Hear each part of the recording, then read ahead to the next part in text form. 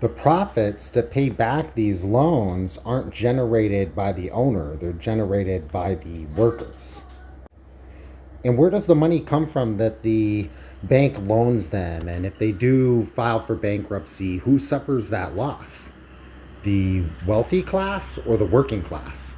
About a third of all the money that the banks generate are often fees. Those fees aren't coming from rich people, those are coming from you and I. So if you look at the situation individually, like one worker and one owner and one worker and one factory, then I see how you could think that. But when you look at it as a whole of society, and especially as a class, it is the working class who is backing those loans, who loses if those loans are not repaid. And it's us as a class who is taking the most risk and has far more invested in that factory than they do. And if that factory closes, then working class people are out of jobs. And you don't just walk over to the jobby tree and grab a job. I mean, we're talking about people's futures, people being evicted, people not being able to pay their utilities. What happens to that owner?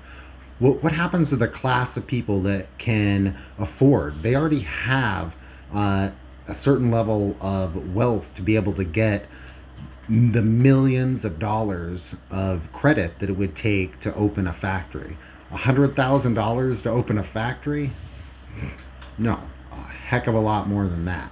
And when they declare bankruptcy for that business, that's not going to affect them personally. If I have to declare bankruptcy because I lost my factory job, then I've got to declare that on all of my assets. When they declare bankruptcy as a business, they're going to gut that business, start selling things off, give themselves huge bonuses, and all of that.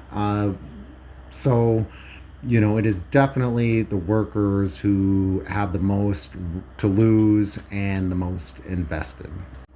If that factory goes out of business, they're still going to have all of their personal wealth, all of their assets, all their mansions, and their summer home, and their winter cottage, and their private jet, and everything else that they have.